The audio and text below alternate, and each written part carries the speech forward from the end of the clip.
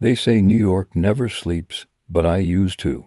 Back then, before everything burned, I used to sleep through the night without dreaming of her voice or the way she smiled when she lighted up. My name's Ethan Cole, 44 years old, and I've spent the last 2 decades building a life most people would kill for. A successful architecture firm on Madison Avenue, a condo with a skyline view, a wife who turned heads in every room. On paper, I was a man who'd made it. In reality, I was living next to a ticking bomb, and she had my last name. Her name was Sophie. We'd been married 12 years. She was all charm and ambition, the kind of woman who could make you forget your own thoughts when she looked at you. I met her when I was 32, back when I still believed in balance, in loyalty, in the idea that love could be enough. I used to think she believed in it too. We built a life together, brick by brick. Late nights in the city, dinners in candlelight, weekends in the Hamptons. She always said she wanted a future that glowed. I gave her that glow, or maybe I was the fool who paid the electricity bill for her illusions. The first crack appeared in the smallest way. Her phone lighting up after midnight, her laughter took quiet when she thought I was asleep. I told myself not to be paranoid. In New York, everyone's busy. Everyone's distracted. But the truth is, people don't change their laughter unless they're laughing for someone new. It was a Thursday when I saw it. We were having dinner with some clients, a new luxury complex deal I'd been chasing for months. Sophie sat beside me, dazzling in a silver dress that made her look untouchable. Halfway through the night, I noticed her phone under the table, lighting up again and again. Same name, N. I didn't say anything that night. I just watched her face, the way her eyes flicked down every time it buzzed, how she smiled slightly, like a secret she enjoyed keeping. After dinner, as the city glowed outside the taxi windows, I asked, "Who's texting you this late?" She didn't even hesitate, just Nadia. You remember her, the one from my marketing firm. The lie was too smooth, too rehearsed. I nodded and said nothing, because when a lie sounds perfect, it's already been practiced. For weeks, I convinced myself it was nothing. Until one evening, when she said she had to work late. That phrase used to mean something. Now it just tasted like metal. I told her I'd bring her dinner at the office, a small surprise, husband of the year. She didn't like surprises. The office was dark when I got there. The security guard gave me a polite nod. "Mrs. Cole." "Nah, she left about an hour ago." An hour ago. I called her, no answer. Texted her, nothing. Then, as I stood outside her building, her voice echoed from around the corner, laughing. That same laugh I hadn't heard in months. I turned the corner, and there she was, Sophie pressed against a man's chest, her hands tangled in his tie, his mouth too close to hers. They didn't even notice me. My world didn't explode. It hollowed, like someone pulled all the air out and left the show standing. I watched long enough to know. Then I walked away. I didn't confront her that night. I didn't storm in or shout or break things. That's what she would have expected. That's what a guilty conscience prepares for, chaos. No. I went home, poured myself 2 fingers of whiskey, and sat in the dark. For the first time in my life, I didn't feel anger. I felt calculation. There's something dangerous about a man who stops reacting and starts planning. That's the night Ethan Cole died, and the man who replaced him started to build something else. Not a skyscraper, a reckoning. The next morning, she came home like nothing happened, kissed me on the cheek, poured her coffee, checked her phone. I watched her smile like a thief enjoying the view of what she'd stolen. I smiled back, and in that moment, I knew exactly how I'd destroy her. Not with rage, not with violence, but with patience, the same patience it takes to design a perfect building, to watch the foundation rise piece by piece, until it's high enough to drop her from it. It's strange how calm you can feel once the worst has already happened. The night I saw Sophie with him, something in me clicked, like a switch flipping in a silent room. The world didn't end. It just became clear. The next morning, she hummed in the kitchen while making coffee. Her phone buzzed again. That same contact. I smiled to myself as she left for work. She had no idea that I'd already decided to burn down everything we'd built, brick by careful brick, and make her watch it collapse. But first, I needed to know who In really was. When you run a company in New York, you learn how to find things. People leave traces, receipts, phone calls, patterns of movement. You don't need a private investigator when you've got an architect's mind and the patience of a predator. That day, I called my old friend and business partner, Ryan Pierce. He owed me favors, big ones. Ryan ran a private cybersecurity branch as a side hustle. Discretion was his art form. I sent him a message. Need a background check. Name, N, connected to Sophie Cole. Quietly, he called an hour later. Ethan, he said, you sure you want this? Don't ask, I replied. Just find him. By the next afternoon, Ryan sent a file. The name hit me like a hammer to the ribs. Nathan Briggs, age 39, vice president at Cole Plus Reed Architecture. My company. The man Sophie was cheating with worked for me. He joined our firm 3 years ago, talented, ambitious, friendly. I'd mentored him, promoted him, trusted him with million-dollar projects. He'd been to my home, sat at my table, shook my hand while sleeping with my wife. I remember staring at his photo on my screen, smiling, sharp suit, the look of a man who believed he was winning at life. He had no idea he was about to lose everything. That night, Sophie came home late again. She smelled like the kind of perfume women wear when they want to be noticed. I played my role perfectly, the oblivious husband, the tired man who doesn't ask questions. Rough day? She asked, leaning in to kiss me. Long meetings. I said softly, we've got a new project coming up. Might need you to come to the office one of these days. I want you to see it. She smiled. Of course, if only she knew that project had a different blueprint, one designed entirely for her. Over the next week, I started setting the stage. I gave Nathan more responsibility, told him I was considering him for a senior partner position. He swallowed the bait without hesitation. Men like him always do. They mistake opportunity for safety. I called a staff meeting on Friday. Everyone was there, including Sophie, who'd come under the pretense of helping with a marketing pitch. When Nathan walked in late, she glanced up, just a flicker but enough for me to see it. That spark between them, that guilt disguised as electricity. I smiled to myself and began the meeting. We discussed a new project, a luxury condominium tower in Midtown. A huge contract worth millions. I announced that Nathan would lead the preliminary phase, with full autonomy. Applause followed. Nathan looked proud.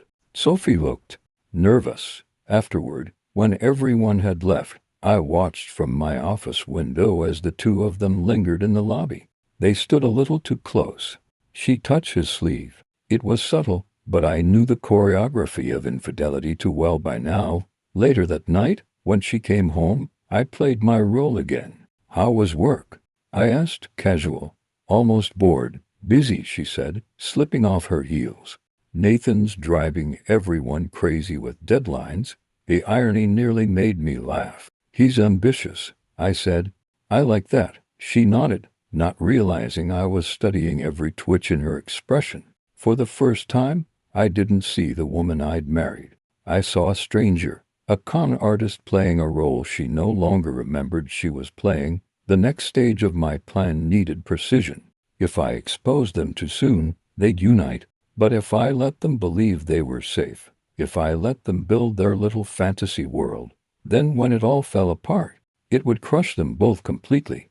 I began collecting evidence quietly, messages, bank transactions, late-night GPS pings. Every lie they told became another nail in their coffin. Ryan helped me track her calls.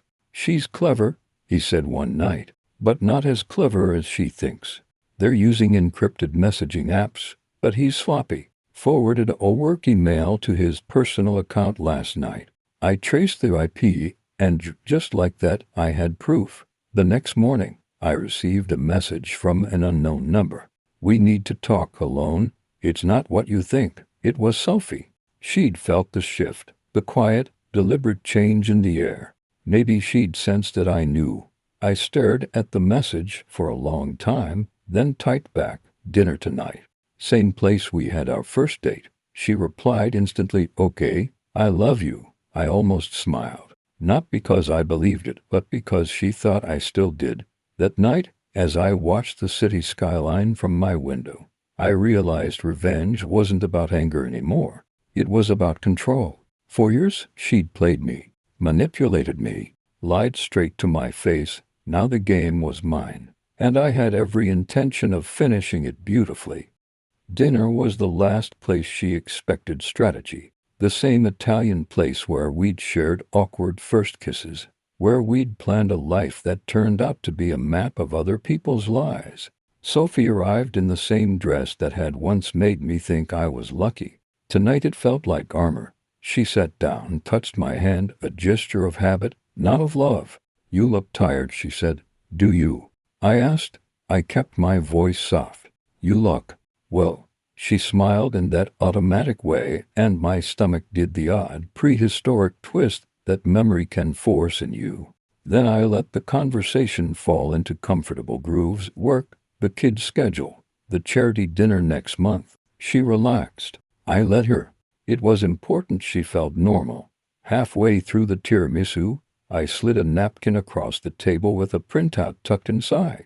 She glanced at it, curiosity only. The color left her face like a sun pulled behind a cloud. It was a screenshot. Nathan's calendar entry, dated 2 nights ago. Lake Meeting Suite 712, Hudson Tower. Timestamp, 1:14 a.m. Her hand went cold. "How?"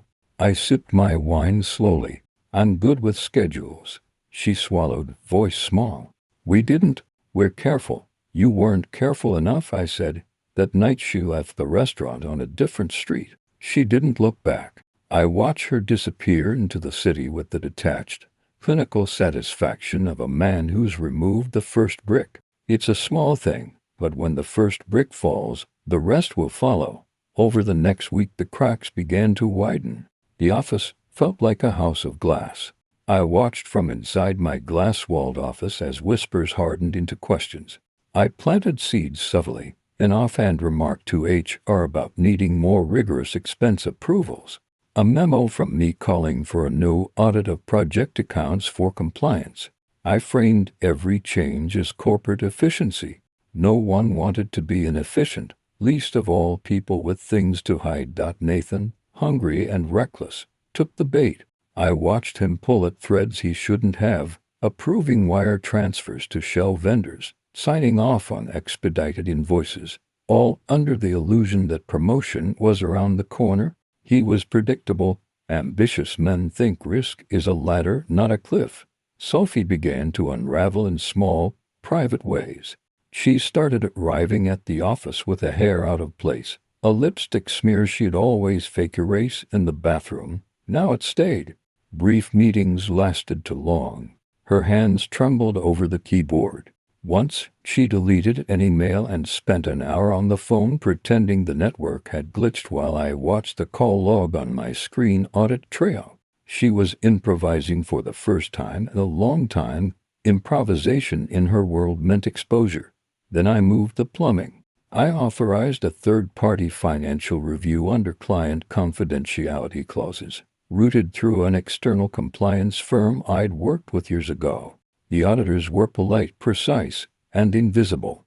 They dug in where the invoices looked tidy and left fingerprints where nothing should have a fingerprint. Within days, discrepancies appeared, duplicated payments, subcontractors listed twice, a routing account that traced back to a small consultancy registered in a different state, the kind of consultancy that exists on paper and in pockets. I watched Sophie's face blanch as the auditor's questions edged toward her division. She called Nathan more in the afternoons. He hushed her, promised solutions. Hubris is loud and private. The first major incident was engineered to look like incompetence, not malice. I leaked the benign, non-identifying summary of the audit to an industry legal advisor under the guise of seeking counsel. The advisor, a prudent man who hated scandals, suggested an internal suspension while they completed the review, a standard move. HR, wanting to avoid liability, called Claire, the head of Stonebridge, and asked for a meeting immediately. My phone buzzed with their panic before I'd even finished my coffee that morning. Sophie was taken out of client-facing roles pending investigation. She was asked to step back. She called me, voice taut and thin. "Marcus, this is a mistake. You have to see there's an appeal process." I said, "Follow it, cooperate." Calm, detached. I wanted her to feel the elevator shaft open below her. She did everything wrong. She begged, explained, cried to the CEO, and in each plea she sounded like the woman who had once been able to charm her way out of catastrophe. This time, charm didn't hold. The board, protective of reputations and stock options, needed distance. Stonebridge put her on unpaid leave. The clients asked questions quietly. A key investor requested immediate reconciliation of accounts. She snapped. I heard it in voicemail fragments that I kept for myself, screaming into a pillow, then a soft, jagged apology. I did what I had to. You don't get it, Marcus. You don't get when you watch someone fall, you realize it's not a single moment but a series of micro-collapses. Credit lines pulled out. An annoyed client called me asking for an alternate partner. I suggested names that left her looking isolated. The media snulled a weakness. Gossipers sharpened their tongues. Sophie's world folded like a badly made map, but the foundation I pulled it wasn't built of only their infidelity. It was made of deeper things, old favors, hidden kickbacks, and a ledger that showed payments moving through the company into private pockets. I found one such ledger tucked in plain sight, masked as a vendor list. The amounts were small, a few thousand here, 10,000 there, below the radar but steady. The names were initials. N for Nathan, S for Sophie. I traced one payment to a shell firm that paid out to a consultancy owned by a name I hadn't expected, ML, the name of a boutique law practice that had handled my divorce, the firm that had represented Sophie then. The circle tightened, and then the personal push. I had Ryan create a fake escrow message to Nathan's private email, something that looked like an off-book payment confirmation, a temptation to click. Nathan did. His credentials were compromised. The auditors found the trail and laughed in legalese, and my legal team quietly, efficiently, forwarded everything to the right people. I ensured all my tracks were clean. That mattered. Revenge is surgical. It demands that your blood be the only one spilled. I never lost sight of the fact that I could be ruined as easily as I could ruin them. This is not moralizing, it's survival. In a city that devours missteps, the tipping point came when the New York Times business desk pinged an anonymous source about a Midtown project irregularity. They asked for comment. Someone at Stonebridge panicked. The CEO called an emergency board meeting. Sophie was called in front of the trustees. They asked for an account reconciliation that had dates she could not explain. Nathan was silent. The room's hush felt like a verdict. Sophie left the building that day looking decades older. She didn't look at me. I almost felt pity for a breath. Then I remembered the look she'd had in the taxi window, the look she'd given him, and it was gone like fog. She moved with the rigid, automatic grace of a trained actor exiting the stage. That night, at a party where people clinked glasses over other people's tragedies, Sophie stood in a corner, phone pressed to ear, voice a string of cautions and promises. She'd made a gamble and lost the pot. She'd assumed the house would protect her. It didn't. I sat across the room unmoving, a man who'd designed this collapse like a building with a faulty foundation. The crowd buzzed. People I'd done business with nodded in half recognition. The joke, if there was one, was that I'd given her the tools for her own undoing. The platform, the contract, the responsibilities. She had built her life on my goodwill, and I'd simply adjusted the levers. As midnight approached, Sophie left hurry. Her driver waited, silent. She didn't look back. I finished my drink and left into the rain, the city's lights blurring into the lines I'd once used to draw optimism. Now they were just blueprints of ruin. The foundation was cracking. And when concrete fails under pressure, there's a violent finality to the collapse. It started raining that morning, not the kind of rain that cleans a city, but the kind that drowns its noise. The gray felt fitting. By then, everything was moving faster than I had imagined. The board's investigation turned formal. The auditors sent their findings to the SEC, and the whispers at Stonebridge became headlines: executive misconduct, funds misappropriated, internal source confirms. That internal source was me. Nathan tried to call me 3 times that day. I didn't answer. Instead, I watched his name flash on my phone like a dying light bulb. The man was spiraling, his accounts frozen, his project contracts pulled, his company access revoked. He went from polished professional to pariah in less than 72 hours. And Sophie, she was collateral. Or maybe she was the blueprint all along. She came to my apartment that evening. I hadn't seen her in 2 weeks. Her hair was messy, her makeup uneven. The Sophie I knew was gone, or maybe this was who she had always been beneath the layers of perfection. You did this, she said. Her voice wasn't angry at first, it was almost awe. You set this up. I leaned against the window, watching the rain streak across the glass.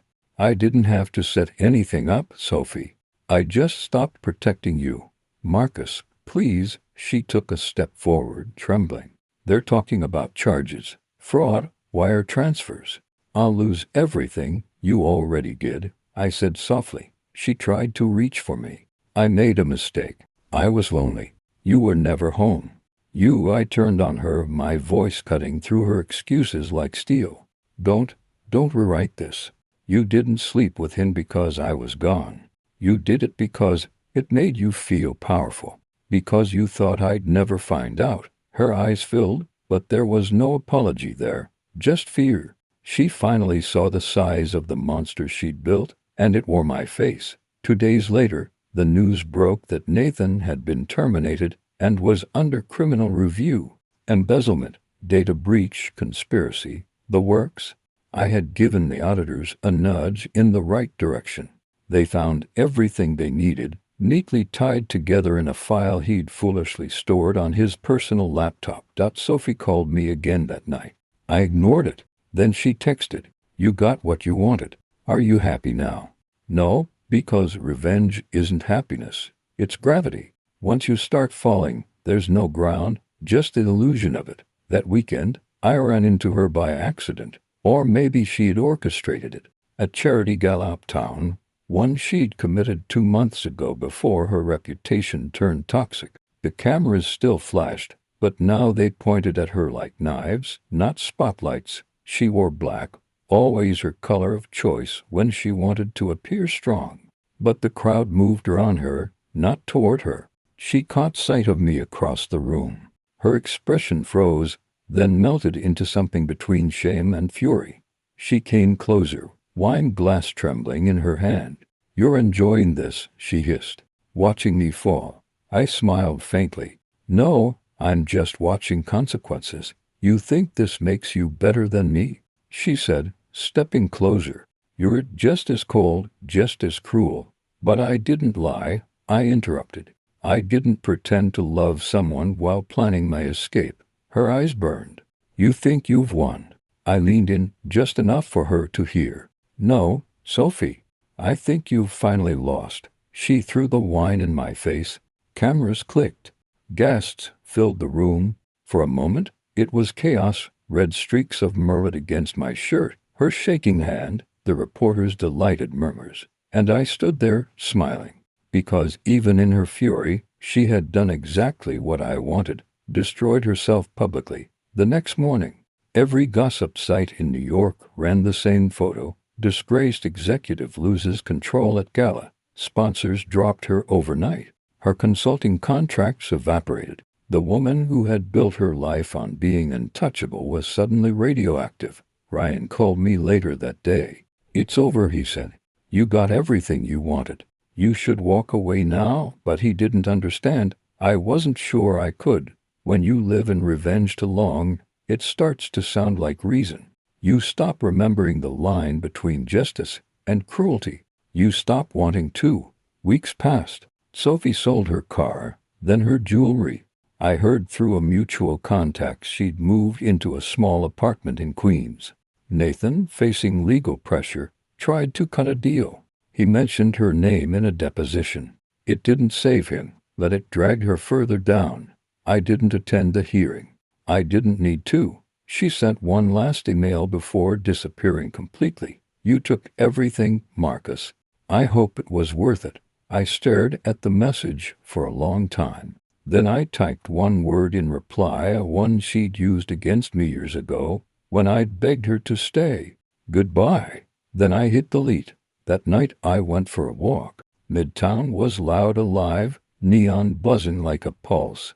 The city moved on, uncaring, unshaken, but for the first time in years, it didn't feel like it belonged to her. It was mine again. The rain started to fall, cold, cleansing, Rio. I let it soak through my clothes, through the last trace of her perfume that still lingered on my memory. She'd thought she could bury me under her lies. She forgot I was the one who built the foundations, and I'd just watch her world collapse, brick by brick. There are moments in life that feel like the final stroke on a blueprint, a line you've drawn 100 times in the dark, and finally make permanent in daylight. This was one of those nights. The city had already done its work. Stonebridge had distanced itself. Nathan was under indictment. The tabloids had chewed Sophie to the bone and spat out a husk that still dressed well and still smiled when the cameras flashed. That was the public collapse. What I wanted now was private, intimate, and absolute. I wanted her to know, in a way that would not be softened by PR teens or legal jargon, that she had burned me and then watched me rebuild from the ashes just to burn her back.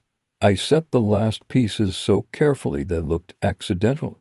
The pretext was simple: a meeting to settle matters. Sophie had a lawyer asking for a mediated settlement. Hush-money negotiations designed to stave off the worst headlines. She wanted to bury things properly, reassemble the life that still clung to her like brittle wallpaper. She expected me to sign, hand over a quiet check, and let the city move on. She still thought deals were currency that could buy her safety. She took the bait. We met in a private suite in a hotel she used to host board members in, somewhere neutral but elegant, with velvet chairs that swallowed sound. I sat across from her, my suit pressed and my face blank. The lawyer left us for 5 minutes while he confirmed the payment method, and that's when I did what I'd been building toward. You should understand, this wasn't some moment of cinematic torment. It wasn't a movie beating or a bloodletting for its own sake. It was precise. I wanted degradation that could not be repaired through apology or money. I wanted a collapse of identity. Do you remember when you told me, "You'll never understand why I had to do this"? I asked, soft, letting the memory hang between us like a mirror. She laughed, a brittle sound, because she thought the worst of her was already known. "I know you hate me," she said. "I know what you did. Let's sign and we'll both move on." "You moved on," I said. "You thought you could move on. It wasn't that you left me. It was the way you left, with contempt, as if my life were an amuse-bouche." My voice was steady. "That contempt deserves payment." She blinked. The eyes that had once made me feel invincible now darted like a cornered animal. "What do you want, Marcus?" I slid a tablet across the table. On it, a folder of files, not just invoices or bank transfers, but small, filthy, ordinary things that made her whole life look like an act. Emails where she lied to clients. Texts she'd sent to friends complaining about the charade of marriage. Voice notes she left that revealed the cold calculus behind her smiles. Private messages to donors asking for favors that weren't recorded on any ledger. Proof that she'd been siphoning influence and money while presenting herself as a paragon of civic virtue. "You want money," I said. "You want shelter. You want that board to forgive you. I can give and I can take. But tonight I'm choosing something else. "How dare you?" she began. I stood up. The motion was slow, controlled. "I'm not here to argue. I'm here to make you feel the way I felt." She pushed her chair back, and the sound grated like a protest. "You can't do this." Her voice was a thin thing now. "You think the cameras did you harm?" I asked. "You think your good friends leaving you is what hurts? That's business. That's warm water compared to this." I leaned forward. "Watch this." I hit play on a short video. It was nothing salacious. No violence. No private acts made public. It was her. 100 small clips compiled into a sequence. Sophie at galas tossing Fox sincere smiles. Sophie on a phone call asking a donor to look the other way. Sophie laughing with Nathan about a slip in the books. Sophie comforting a client while the ledger showed another transaction. But I had also included more intimate shards. A voicemail to a woman named Lena mocking my no-eat. A quick clip of Sophie whispering, "We don't need them to know everything." And a private dinner with a board member where she agreed to push through a zoning change that would raise property values for a developer who was an important client of Stonebridge. The tape played. The color drained from her cheeks. She watched herself as if it were a stranger on a screen. "You built yourself as a saint," I said, voice gentle, "and you sold your sins to the highest bidders. This is what you wanted to hide." The room breathed out. Outside, the city traffic hummed like indifferent fate. Inside, Sophie's world narrowed to the pixelated evidence on the tablet and the man across from her. Then I did something she didn't expect. I pulled from my pocket a small envelope, photographs. Old ones? Not from the scandals. Personal shots from our marriage archive. Snapshots of little things she'd thought no one kept. The look on my face when we closed our first building, the Christmas card we never sent. A photo of the two of us at our wedding rehearsal, her hand in mine. I put them on the table one by one so she could see them. She flinched. "For a long time," I said, "I thought the worst thing I could lose was love. I was wrong. The worst thing you can take from a man is his history, his certainty that he matters. You took mine. You sold it." She trembled. "Please, Marcus. I will fix it. I will." "You can't fix this," I said. "You can't apologize your way out of every ledger entry or private call. Face it." I watched the panic bloom. Saw the person behind the costumes toward whom so many had bowed now stripped of all her props. That's when I made the last decision. The one I'd rehearsed in the silence after midnight. The one that would mark me as irrevocably broken and remade. I reached out, took her wrist, and I slapped her. It landed with a sound that was private and loud at once. Not a kick for kick or a melodramatic swing, a hard, clean strike meant to punctuate, to make the private experience of being struck into a public truth she could not flex away from. Her head snapped to the side, her lips parted. For a second, the only thing in the room was the slowing of breath. People always ask after later, was that necessary? The honest answer is yes and no. The physicality of it was less about inflicting pain than about making her feel the realness of consequence in a place no apology or lawyer could touch. She had weaponized intimacy for years. I used consequence. Sophie's face drained of color, and for the first time, I saw a kind of mortal fear that had nothing to do with losing money or position. It had to do with shame, the rare, corrosive kind that gnaws through privilege. Her hands shook as she covered her cheek, eyes wet and raw. "You monster," she whispered. I sat back down. "Call the lawyer," I said. "Sign whatever you have to sign. Leave the city. Walk away and never come back." Her lip curled in a bewildered, animal way. "You think I can just disappear?" "I don't think," I said. "I designed it." She made a last, desperate grab at me, a plea to say the thing that erases everything. "Forgive me." She meant it in her voice, not the contrived sorries she'd used before, but raw, terrified, a confession voiced at the edge. I listened. The old part of me that had loved her wanted to take it, to fold her back into something human. But the man I had become had been given a different architecture. I closed that door. She left the suite and collapsed in the lobby, a public woman without a public shield. Her lawyer arrived, and they moved through a blur of paperwork and calls. I watched as she was escorted into a waiting car and driven away into the night. For all the force of my design, she still had the last bitter, private luxury of escape. Afterward, I did not celebrate. I did not toast. I walked to the window and looked out at the city that had witnessed our entire life, the skyline we had once admired together, the streets we'd walked, the neighborhood restaurants where first dates turned into mortgages. The lights lay like a map of everything I had lost and everything I had taken back. A few nights later, the city whispered that Sophie had been seen at a small airport leaving town.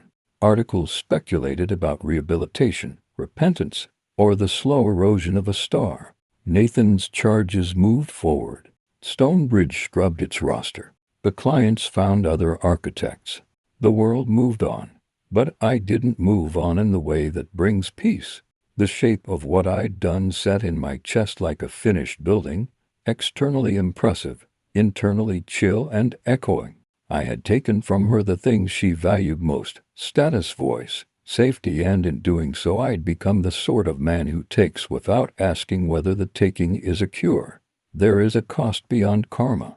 It's the one that's hardest to admit. Sometimes you win strictly and lose entirely. You become a man who knows how to make ruin precise. You become a person who will always see the world as a set of blueprints to alter.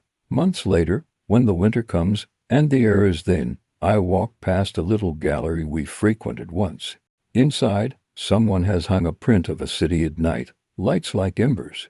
I stop, press my palm to the glass, and for a moment I try to remember the man I was before the map changed. The reflection that looks back is a stranger wearing my face. She knew the stakes, even when she laughed and danced in the bright rooms. Maybe she never imagined a man could learn to be cold and precise enough to repay injury in kind. Or maybe she did and banked on the mercy of a world that forgives the polished and the lit. Either way, she watched, and she could not stop it. I lit a cigarette, watched the ember glow, and realized the truth I'd been avoiding for years. Revenge is its own architecture, and living inside it is an apprenticeship in solitude. I had built my last design. It stood. The city admired it from afar. Inside, the rooms were quiet, the lights were sharp, and nothing about them felt like warmth.